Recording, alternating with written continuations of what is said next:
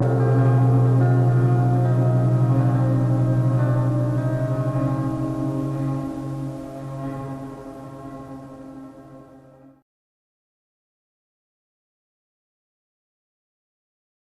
to another episode of Draw TV.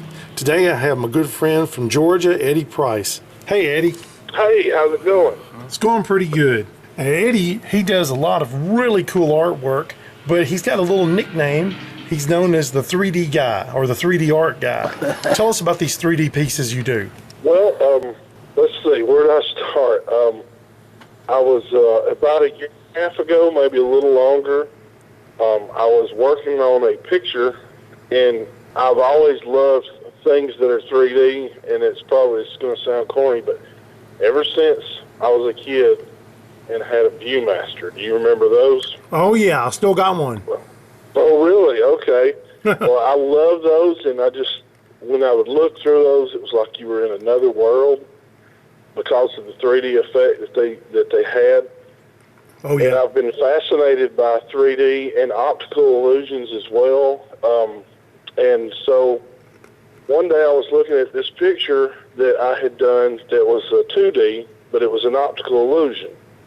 And I thought, how cool that would be in 3 dimensions, so to speak. So I could see the optical illusion, but it'd still have more depth because the picture is actually it's a figure in front of something else, and the background and the figure line up to make a third thing. It's like it's in layers, right? Yes.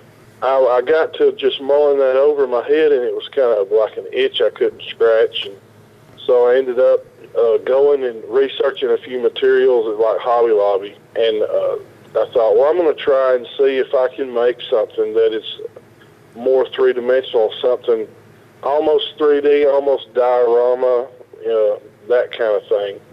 But it was kind of like something like that, capture a little bit of that old Viewmaster experience I had when I was a kid. And the first one I did, it was real simple. I went with my boy Superman. Love Superman. Yeah. And I did as stripped down and simple as could be, and just to see if I could get the effect that I was thinking of in my mind. It worked, and now I've created a monster, and it's me. I'm the monster, but but it's really taken off, and it's getting more and more complex. It's also making my head hurt. I'll sit and think, what about this in 3D? What about that in 3D? Now I'm rethinking everything I've ever drawn or thought about drawing. How would it translate into that medium? And so till I go cross-eyed, my head hurts. But it's a lot of fun, and I love the looks I get at conventions when I've got my art up and people are walking by my booth and they take a glance and they're like, oh yeah, I've seen Spider-Man before a million times, and then all of a sudden it clicks and they do a double take and they go, wait a minute, what is this? Because it's three-dimensional, and it's just a blast to have people like what I'm doing. I just thought it was a cool idea, and it took off. And to not only do that, but have people actually messaging me for commissions in 3D, and they've got their own ideas. Some of those I wish I'd thought of, where Yeah. they're going, can you do the Joker with the Infinity Gauntlet? Yeah. And I did that one a little while back for a customer, and I was like, man, I wish I'd thought of that. Cool that I got to do it. It looked really good. Well, thank you. I really enjoy your stuff. When we first met, well, actually, before we met, I got to see your stuff when we were both working at Top Mark Comics. This young guy, I wonder what he's going to do next. Well, I had no idea what I was doing at the time when we first met. I still don't, mostly, but I'm finding out two things. I'm finding out more about what it takes to be a comic artist and all that entails. And then I'm finding out just how odd the way I started off is. For example, I've got a good buddy of mine, a fellow artist like us, who he came to the realization that in the short time I've been drawing, I didn't sketch. And this is for all you would-be artists out there. Sketch, sketch, Yes. sketch, sketch. Yep. I started off doing finished pictures, and they turned out good, but there's a fundamental thing you get with sketching that I'm having to catch up now because I've only been drawing for 3 years, a little over 3 years. And I was a late bloomer. But he told me one day, I had hit a brick wall, and I felt like it was one of those days, and we've all had them. Why am I holding this pencil? I can't do this. I'm no good. And so I asked him, I said, what do you do for those days when you have that? And he was like, well, I'll tell you what I think your problem is. He said, you don't sketch. He said, if you would just do quick sketch, different subject matter, just with a pencil, try not to just do a complete finished work.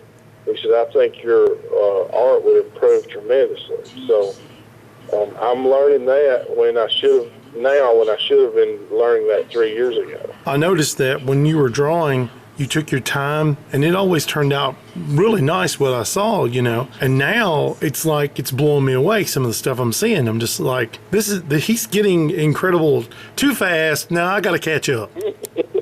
Well, thank you. One thing is the subject matter, I think, because I love comics. I've always been a comic reader and collector in some capacity since I was a little kid. But I love horror comics. I loved to read when I was a kid, like the old the Strange Tales, and the ones that would have the Crypt Keeper type character breaking the fourth wall, and telling you, let's turn the page and see what happens, Oh, to yes. this poor soul or something like that. And I love those, and so I kind of rediscovered them. I hadn't really read them since I was a kid, and so when I got into the actual art of it, I rediscovered that through my love of horror movies.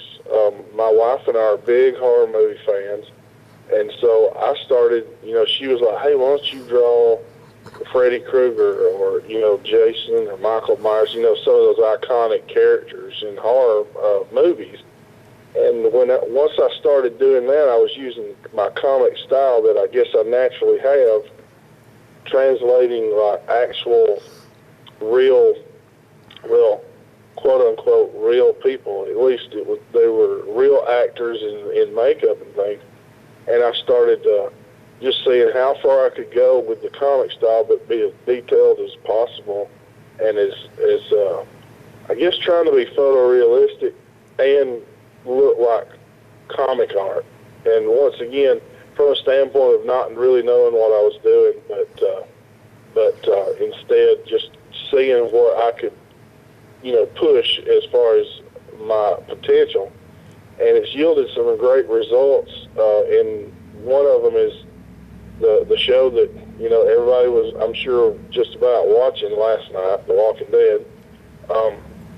I've gotten the opportunity to do the art for several people from the show, and it's spread like wildfire to other people. Once they see the art that I've done for them, they want it too.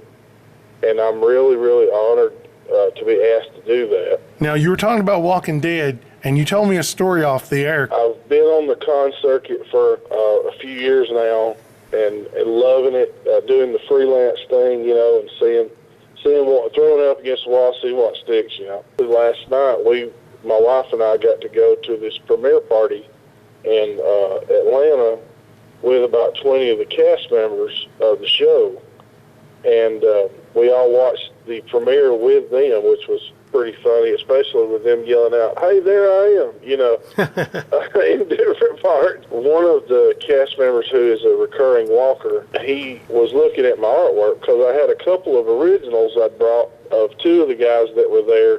They were going to sign it for me. This guy was looking at it, and he was like, man, that's awesome, thank you. He wanted me to draw him, and I was very honored. Well, then I showed him some of my 3D art, and he said, Yeah, I've got a friend that has a Pennywise the Clown in 3D, and it's kind of like what you're showing me. And I grinned really big, and I said, "Does it look like this?" And I went to a little short video because the still shots really doesn't do the 3D art justice. A video where I can pan around it and you can see the layers. Yes. And he was like, "That's it." So that was kind of cool, you know, to have my fame preceded me for what little it was. But whenever I go to a convention and somebody that I've met before, they recognize me or something like that. That's a really cool feeling, you know, building that fan base.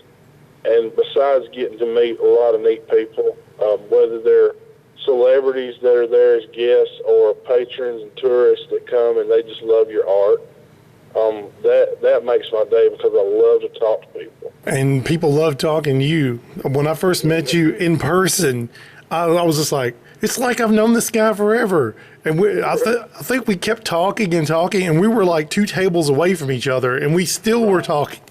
Well, you were the same way. You're very personable, and one thing on your end, you know, my daughter was sitting next to you, I think, or between us, and there was a young girl came in while we were there at the comic store up in your town. Uh-huh.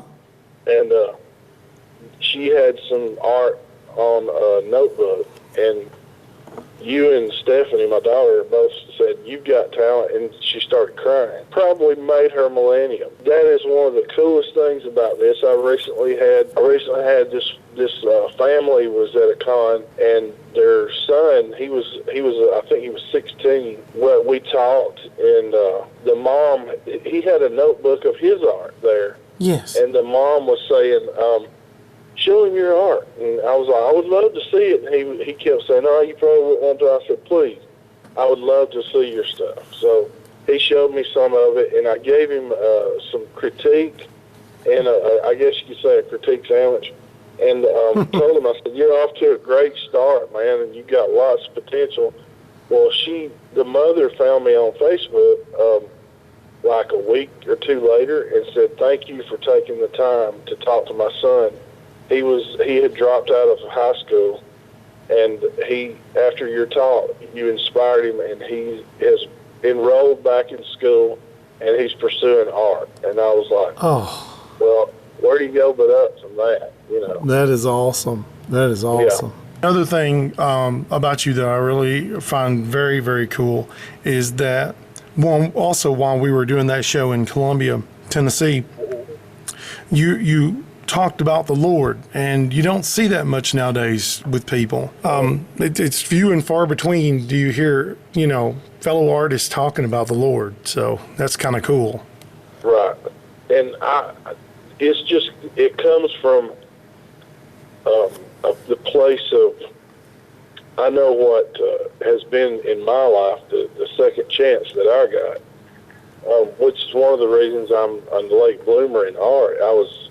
My career was not in art originally. It was in illicit drug abuse, and for about 2 decades. And I got clean and sober through divine healing a little over 11 years ago.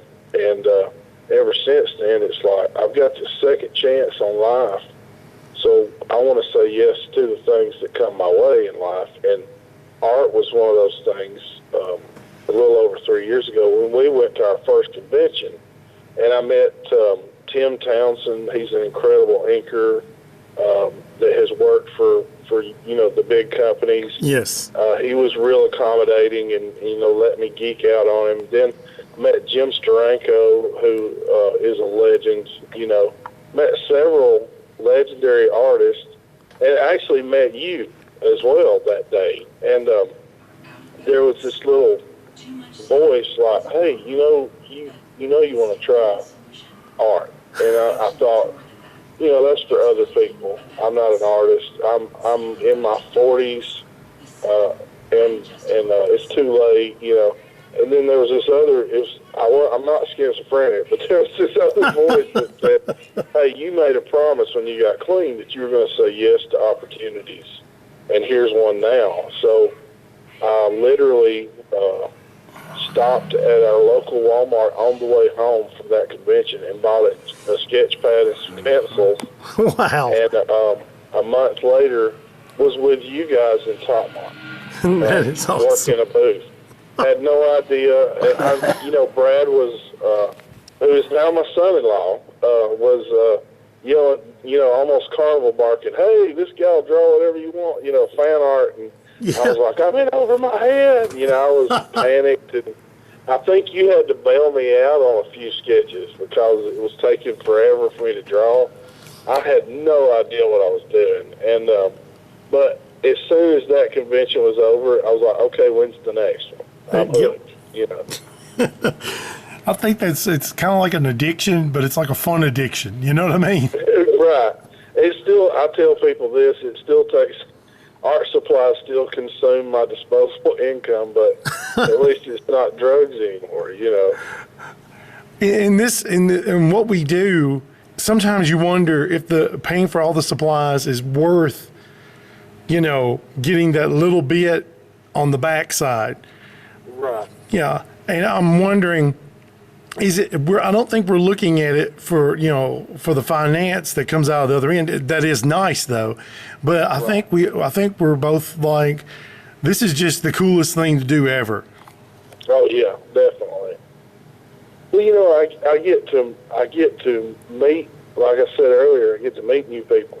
I get to meet artists who I've got their comic book that they illustrated, at home, and I read that when I was a teenager or something like that, and I get to meet this person. How cool is that? Because artists to me are rock stars, Oh yeah. And then I get to meet celebrities, that are there. And I've got a list of people I haven't met yet, and I want to. But I got to meet Stan Lee. That was awesome. Love Stan Lee. Got to meet him with my daughter, who I raised on comic book geekdom.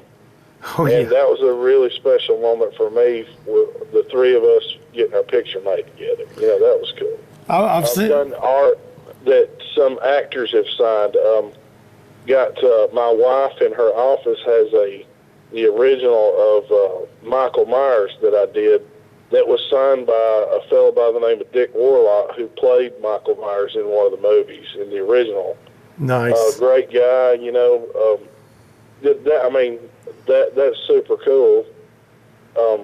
Ray Park that played Darth Maul, I got him to sign a picture I did of Darth Maul, and it's hanging on my wall. And then there's a picture underneath it of me and him holding the picture between us after he signed it, in case nobody believes me.